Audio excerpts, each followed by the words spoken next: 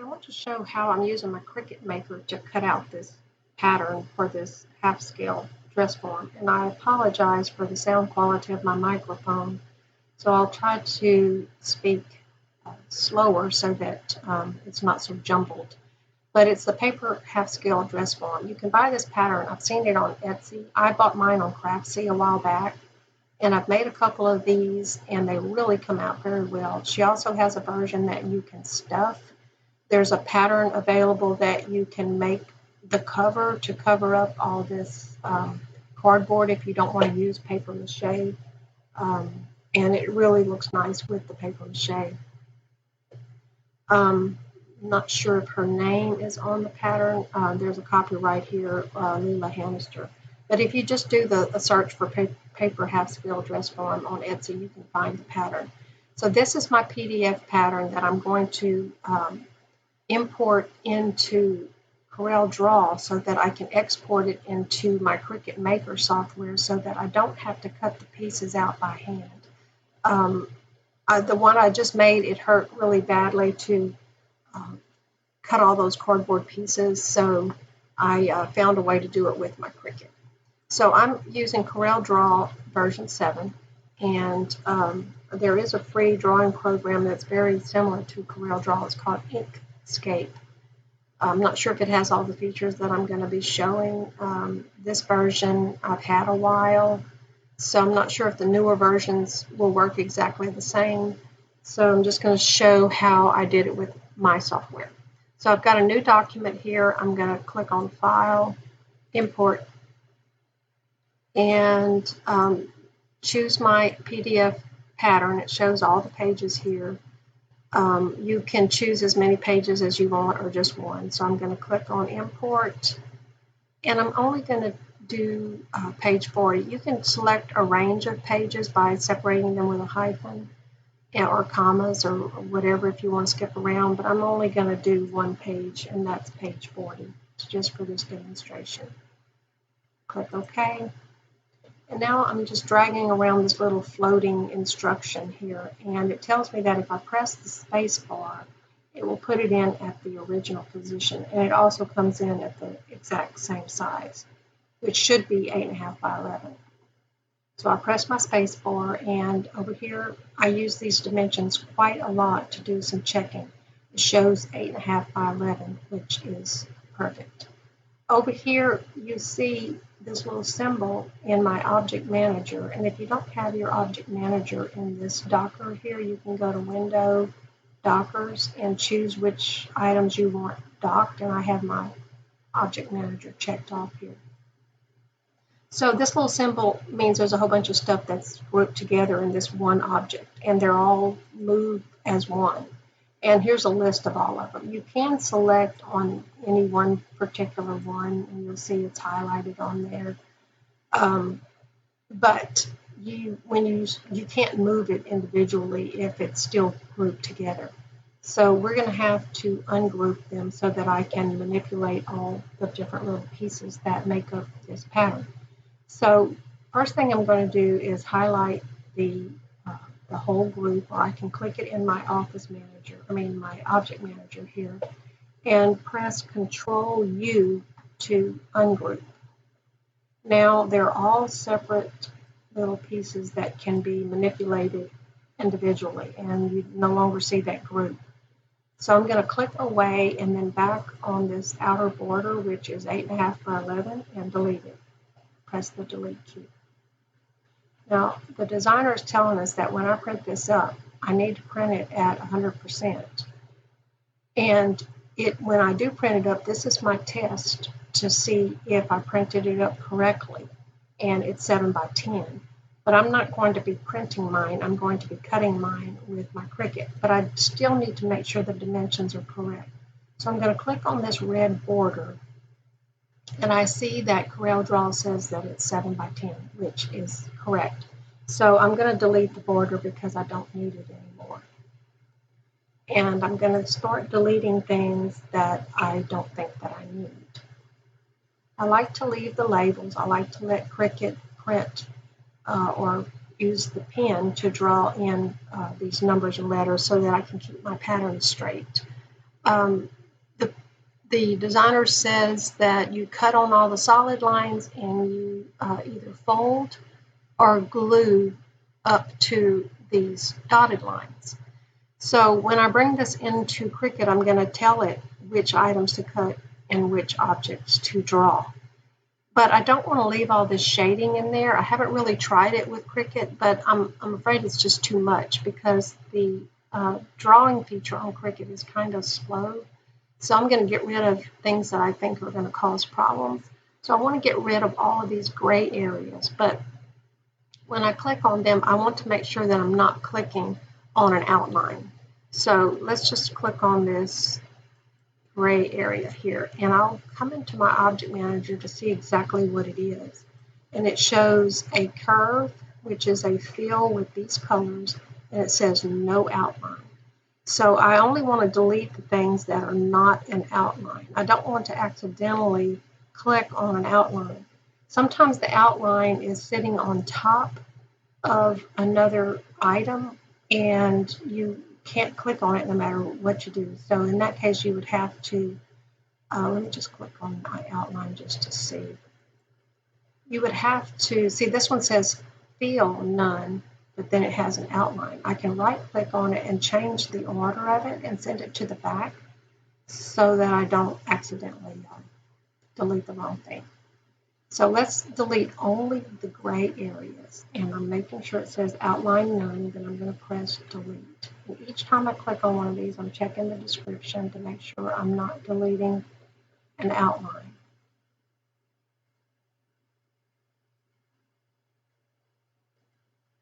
See, that looks like it's selecting more than I want it to, and it shows no fill, but it shows an outline. So what I can do at this point, just so I can safeguard it, I can press Control End, E-N-D, Control End, and it'll move it back so that it's not on top anymore. And so I can click away, and now I can click on gray object and make sure.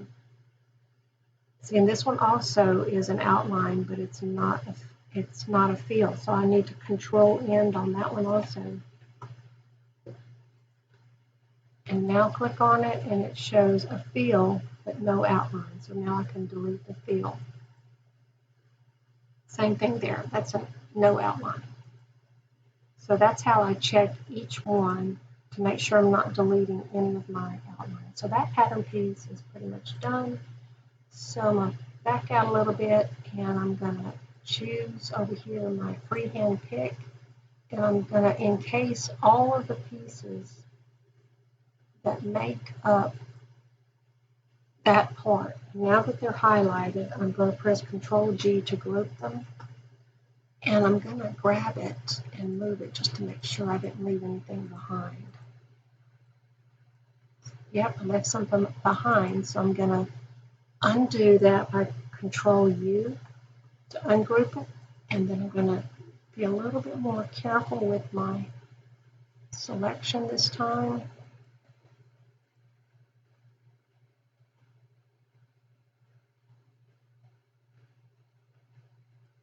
And then press Control G, click away,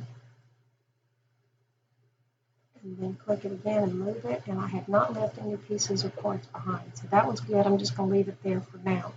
Now, since I've made this pattern before, I know that these two pieces are identical, and it's because you're cutting them out of corrugated cardboard and gluing them together. So I'm just going to use one because I only need to send one of them to Cricut, and I can duplicate it as many times as I need to cut out the number that I need. So I'm going to go back to my pick, and I'm going to highlight.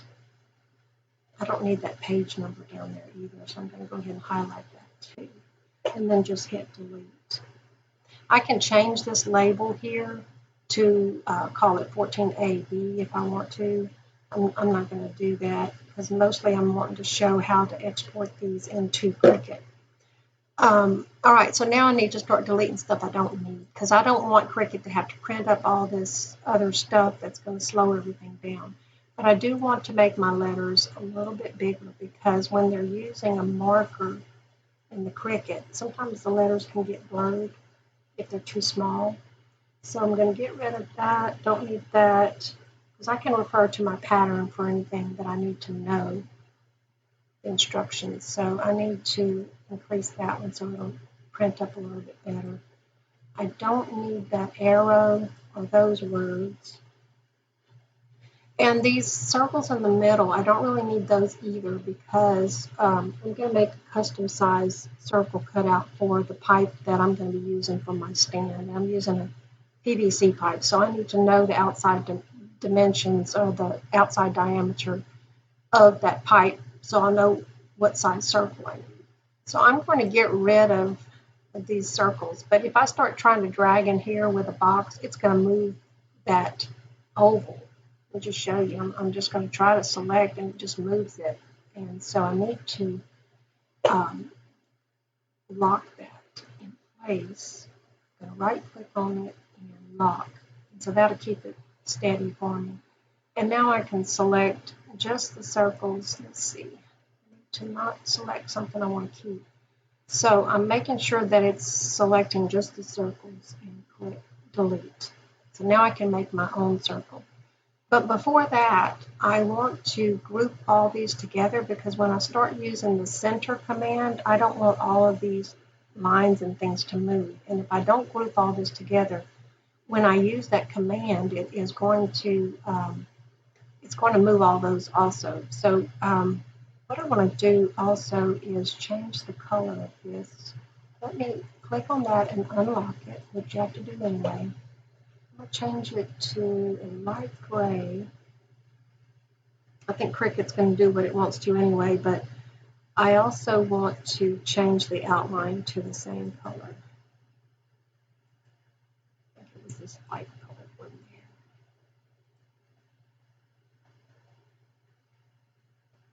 Because I don't want Cricut, I don't want it to export any extra lines that need to be cut. And I'm not certain if this is necessary. I just found that I want to go ahead and do it for safeguarding. So I'm going to highlight everything and Control G to group.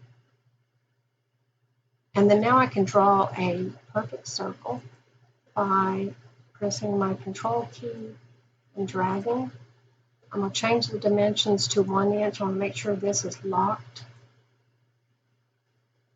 so it'll remain a perfect circle. You can go in and type, unlock this and type 1 and 1 in there, but if it's locked, it'll do them both the same for the aspect.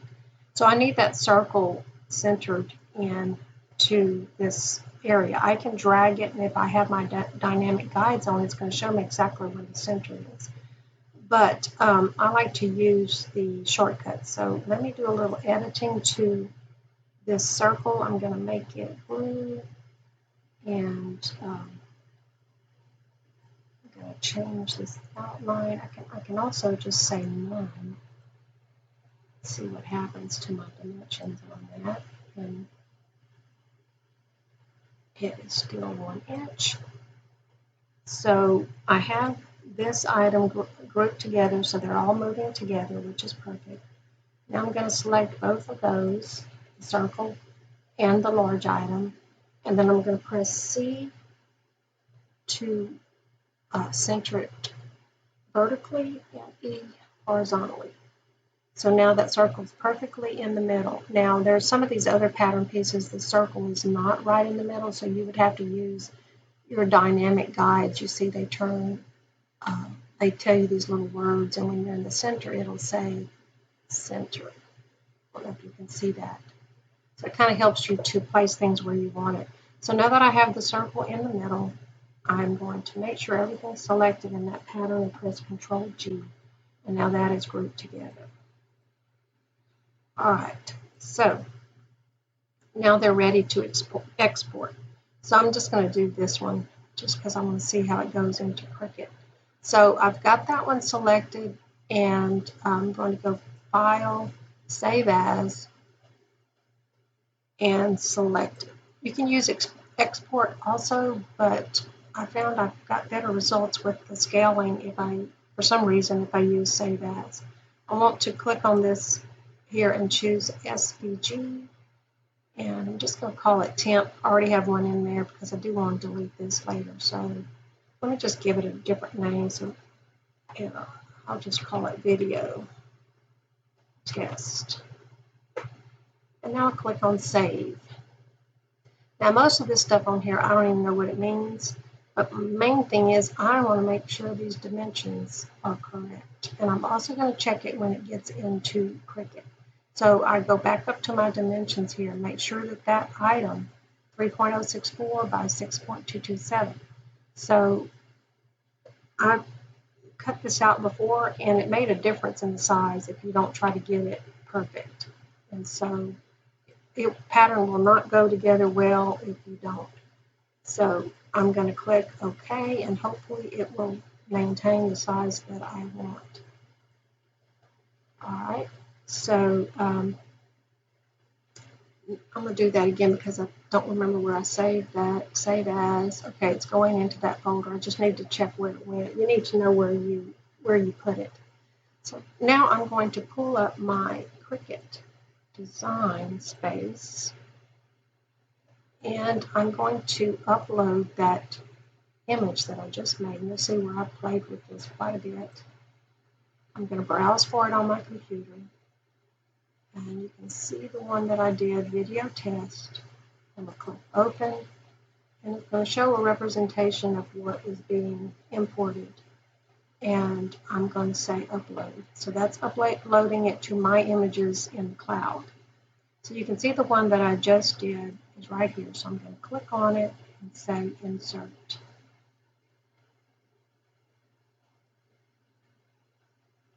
And so I'm looking at this size, 3.064, 6.227. So that is perfect. So that's my last check on the sizes. Now you see all these objects in here, and they're all set up to cut. But I need the letters and the lines here to be the pen feature and not the cutting feature. The only two items that I won't cut is a circle and this large oval. Now, if I were doing that other pattern piece, I would have to be really careful choosing all the, if I were doing this one, there's a lot more work involved in choosing the ones that need to be cut, so you'd have to be careful. So when I select on one of these, you can see it highlights the one that I've got selected right there. Anytime I move it to a different one, it shows. So you can pick and choose each one alone by itself and just come over here and change it to pen, or you can select a whole bunch of them. This one is my dotted line there, so I'm just going to make it easy. I'm going to press Control A, and then I'm going to deselect. I'm going to hold the Shift key down and deselect that one. If I'm doing it right, maybe it's the Control key. It's not doing it. I thought I could just select everything and then deselect that, but I can't. So I'm going to have to go through here and select all the things that need to be the pen. And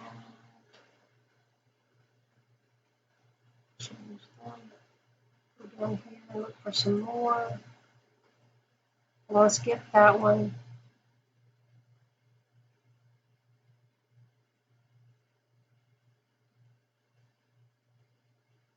Bouncing around on me, so I'm going to just do those that are showing up on the screen.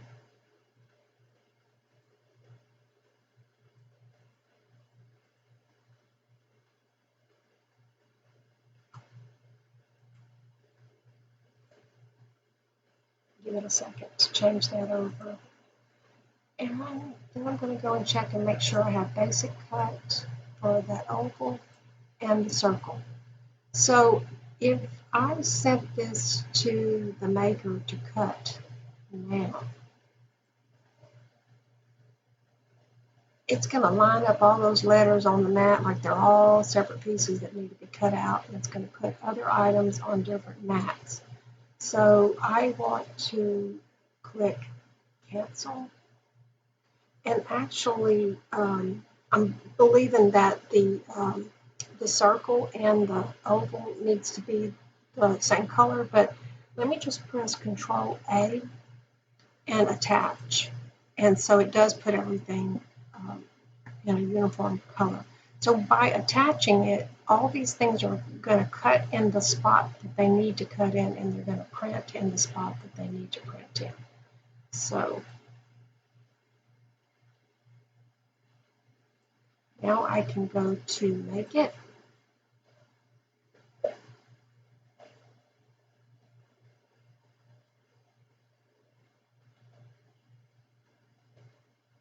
And now they're all going to cut in place. No matter what I move, I can't select any individual pieces and cut them out on a different spot on the mat. If I had several copies of this one item, they would all cut, the circle would cut where it's supposed to, and all of that. So that's perfect. So that's how you get your PDF document into a format that Cricut can read. Hope this helps.